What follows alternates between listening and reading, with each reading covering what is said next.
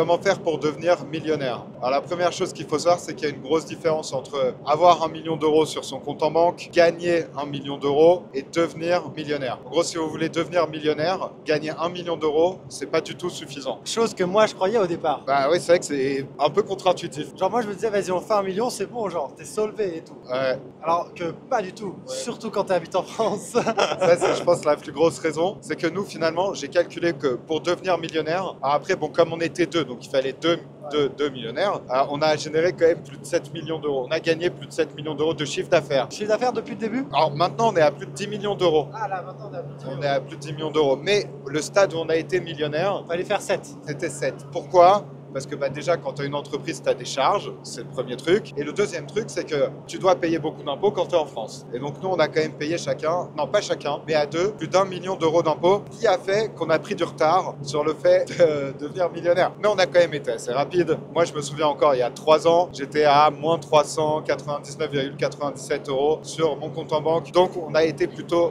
assez rapide. Mais si c'était à refaire, on irait encore plus vite. Si c'était à refaire, on ferait les choses différemment. Et je pense que le premier point dont on pouvait parler, parce que dans la vidéo, on va quand même essayer de faire quelque chose où on donne des conseils très concrets, où c'est pas juste vague. Donc le premier truc, je trouve qui est important, c'est choisir le bon véhicule. Parce que pour gagner plus d'1 million d'euros, pour devenir millionnaire, tu as plein de façons différentes de le faire. Moi, je trouve que parmi les trucs qui existent, tu as le truc de la start-up. Start-up. Alors le problème de la start-up, c'est que pour devenir millionnaire, il faut faire une start-up. Quand tu vas lever des fonds, tu vas te diluer, etc. C'est hyper dur. Genre c'est un game genre vraiment difficile. Et donc du coup c'est pour ça qu'en vrai quand t'es entrepreneur débutant, bah genre t'as plusieurs niveaux. Donc commence pas par le niveau le plus difficile en fait. Ouais, et surtout pour devenir millionnaire, il faut viser une valo à plus de 1 milliard pour ta startup. Et j'avais vu que même les mecs qui ont une startup valorisée plus d'1 milliard sont pas forcément millionnaires. Donc c'est horrible. C'est un game tellement mis en avant en France, dans tout ce qui est Startup Nation et tout, mais vraiment Tellement dur. tellement dur. Et les dés, ils sont un peu pipés. Moi, je pense que c'est un jeu auquel il faut pas trop jouer. Sauf si, je sais pas, t'as fait HEC, etc.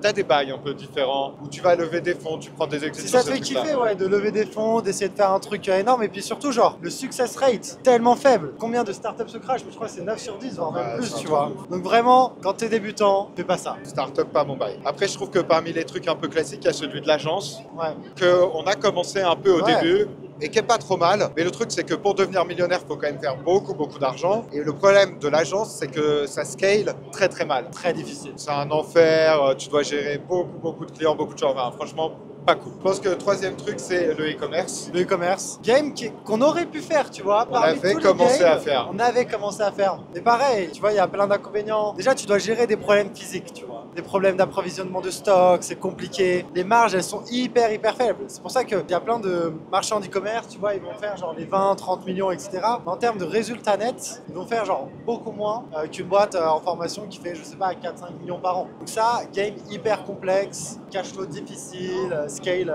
compliqué. On a essayé, le faites pas, c'est pas un bon game du tout.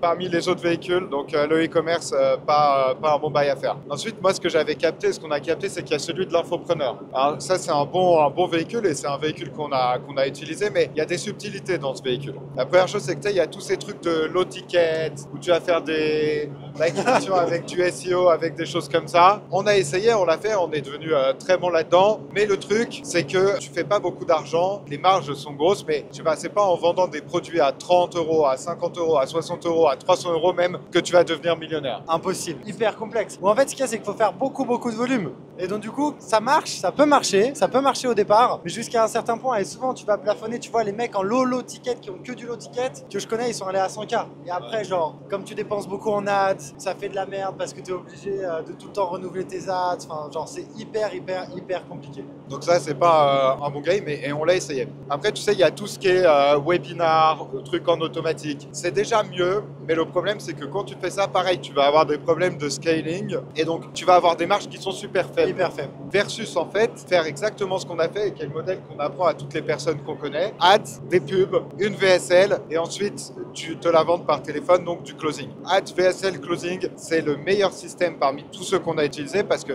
c'est là où tu as les marges les plus élevées et c'est aussi le système le plus robuste. Et moi, je pense que rapidement, enfin pas forcément rapidement, mais on peut rentrer un peu dans le détail de comment aller jusqu'à devenir millionnaire. En même temps que le jet atterrit, du coup c'est pour ça, on va essayer de se dépêcher un petit peu. Mais bon, je pense étape 1, c'est aller de 0 à 10 000 euros par mois. L'objectif, c'est juste d'essayer d'avoir 3 clients. d'accord? Qu'on appelle le product market fit, faire quelque chose que les gens veulent. Et on essaie de faire ça en organique, on se donne, on se débrouille comme on peut, avoir 3 clients. Une fois qu'on a réussi à en avoir 3, on passe à l'étape 2, ce que j'appelle le ads market fit. C'est de réussir à faire marcher les ads. Réussir à faire marcher les ads, ça veut dire transformer du trafic froid en client. Il faut réussir à le faire avec 10 personnes que vous connaissez pas, qui viennent pas du bouche à oreille, qui vous connaissent pas du tout. Vous réussissez à faire ça, alors là vous avez un truc de ouf. C'est pour ça que si vous réussissez à faire ça, même si vous êtes autour de 10 000 euros par mois, c'est incroyable. Donc une fois que vous avez fait Ads Market Fit, c'est l'étape 2, vous passez à l'étape 3. Je pense que là toi tu peux mieux expliquer, c'est ce que j'appelle Sales Mastery. Ouais, en fait, ce qui se passe, c'est que dans l'étape 2, si vous avez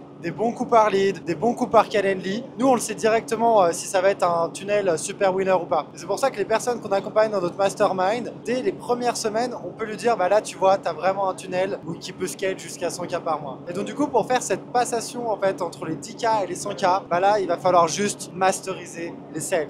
C'est comme ça, dans nos boîtes, on les construit autour des sales teams. Et donc, du coup, si vous voulez faire une énorme boîte, il faut faire beaucoup de sales calls. Et donc, du coup, moi, je me souviens au départ avec Quentin, pour passer de ces 10K à ces 100K, on s'est juste concentré sur les sales. Moi, j'ai fait 700 sales calls, je pense. Pendant 6 mois, je pense que j'ai presque fait un burn-out du sales calls. Mais c'est ce qui m'a permis finalement, maintenant, on est à 500K par mois, de gérer une sales team, d'avoir du leadership, d'être reconnu pour ça en fait. Et donc du coup ça c'est un passage hyper important, et en fait je trouve que c'est pour ça que plein de personnes n'y arrivent pas en fait, parce qu'ils n'ont pas envie de faire ce taf qui est hyper dur, qui est hyper redondant, mais qui va être décisif finalement si vous voulez aller à la prochaine étape. Et nous en vrai on connaît aucun mec qui fait 1 million par mois qui sont pas forts en sales. Qui sont pas forts en sales. Il y a des exceptions mais vraiment genre presque pas. Du coup, ça, quand tu deviens fort, c'est devenir fort en sales pour toi-même. Donc, tu peux aller jusqu'à 50K par mois. Après, juste pour aller de 50K à 100K par mois, là, il faut réussir à sortir des sales.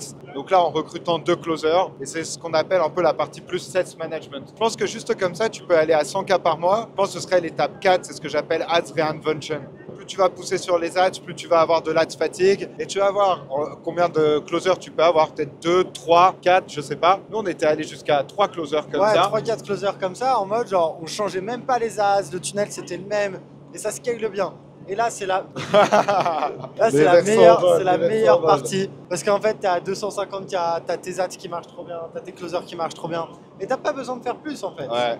Et si tu veux faire plus, par contre faut rentrer dans une dernière étape, et là c'est l'étape qui est beaucoup plus difficile. Leadership mastery, il faut créer des leaders, il faut devenir un meilleur leader, il faut réussir à embaucher un CMO, un CTO, non peut-être pas un CTO mais plus un head of sales, et en fait avoir des superstars. En fait l'étape 5, si tu veux aller de je sais pas 200, 250 à 500K par mois et plus, c'est réussir à créer ton équipe de superstars. Et nous je pense que c'est ce qu'on est en train de faire, qu'on a réussi déjà pas mal à faire, parce qu'on a réussi à stabiliser le 500K par mois. Donc je pense en créant, devenir très fort en recrutement. Je pense que ça c'est super important. Alors après la prochaine étape, bon nous on sait que aller jusqu'à 500K par mois, ce qui est pas si ouf que ça. Non, en vrai c'est quand même vraiment bien, mais ça crée de la frustration de pas réussir à dépasser ce cap, pour être honnête. Et après la prochaine étape sera le 1 million par mois. On sait pas encore comment faire, mais quand on sera à 1 million par mois, on refera une autre vidéo dans le jet et on expliquera comment aller à 1 million par mois. Et je pense qu'on peut finir la vidéo là-dessus. Vas-y, carrément. Ça marche.